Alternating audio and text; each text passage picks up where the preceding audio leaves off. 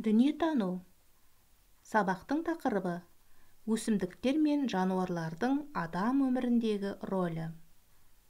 Оқу мақсаты: өз өңіріңдегі табиғи жағдайлардың, яғни жер бедері, климат, өсімдік және жануарлар әлемі, су нысандары, тағы басқалар жөнінде оң және кері тұстарын талдау. Адам баласы табиғатсыз тіршілік ете алмайды. Біздің айналамызды табиғат қоршап тұр. Біздер, адамдар, табиғаттың бір бөлшегіміз. Табиғатта 3 тірі ағза бар. Олар адамдар, жануарлар, өсімдіктер. Ал енді су, топырақ, ай, күн, көптеген жұлдыздар, мұз, ауа, бұлт, тау, тас, бұлардың барлығы өлі табиғатқа жатады. Тірі табиғат иелері, яғни адамдар, жануарлар, өсімдіктер, өмір сүру үшін қоректенеді, өсу үшін көбейеді, ал уақыт жеткенде бұлар да өледі екен. Мына суретке назар аудар. Бұлар тірі және өлі табиғат мүшелері. Қайсысы тірі табиғатқа жатады, қайсысы өлі табиғатқа жатады? Дәптеріңді екіге бөліп сыз және жаз. Мысалы, панда ол жануар, ол тірі табиғатқа жатады. Күн ол өлі табиғатқа жатады. Осылайша бөліп жаз.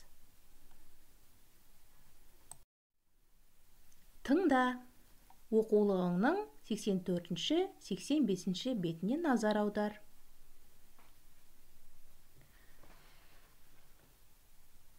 Біздің айналамызды табиғат қоршап тұр. Адам өзі де сол табиғаттың бір бөлшегі саналады. Ол табиғатсыз өмір сүре алмайды. Табиғат адамды қоректендіреді, емдейді және киіндіреді. Ертеде адамдар табиғаттың берген дайын сыйын ғана пайдаланып өмір сүрді. Олар жеміс-жидек теріп, аң аулады. Уақыт өте келе адамдар өсімдікті қолдан өсіруді үйренді. Жабайы жануарларды қолға үйретті. Сөйтіп, адамдар табиғаттың қаталдығына тәуелді болмады. Адамдарға қажетті азық-түлікті біз өсімдіктер мен жануарлардан аламыз. Адамның күнделікті тұрмысына әртүрлі дүниелер керек болды. Оларды жасауға қажетті материалдар да табиғаттан алынды. Адамдар өз ағзасына пайдасы бар өсімдіктерді қолдана бастады. Демек, адамның табиғатсыз өмір сүруі мүмкін емес. Енді дәл кітабыңдағы 85 беттегі суретке назар аударшы. Біз табиғатта не алады екенбіз? Мысалға, жылқыдан ет аламыз, сиырдан сүт аламыз, қойдан жүн алып, одан жылы киімдер тоқып киеміз. Құстардан жұмыртқа мен ет аламыз.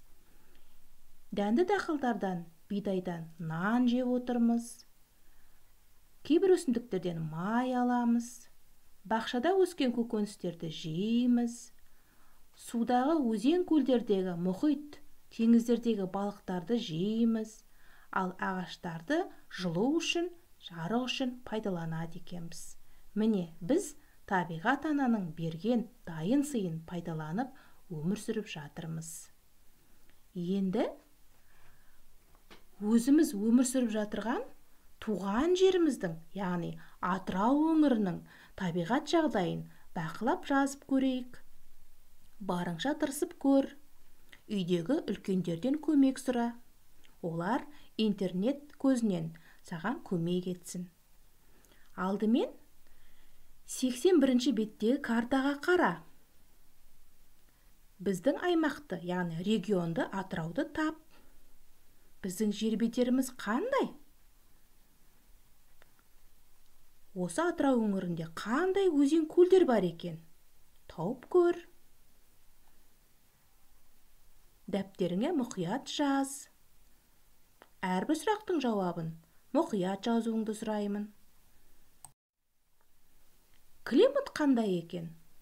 Яғни, тұрақты жыл сайын қайталанатын Атыраудың ауа райы туралы жазуың керек. Біздің Атырау өңірінде қандай мәдени өсімдіктер өседі? Яғни, бау-бақшада қандай өсімдіктер өседі? Егінде не өседі, соны жазамыз.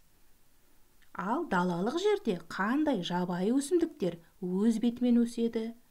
Аттарын жаз. Үй жануарларының қандай түрлерін асыраймыз? Атауларын жаз. Атырау өңірінде далада қандай жабайы жануарлар бар екенін естіп жүрміз? Үлкендерден сұрап, жаз, мұқият, әдемі етіп, жауапты дайын түрінде жазуыңды сұраймын.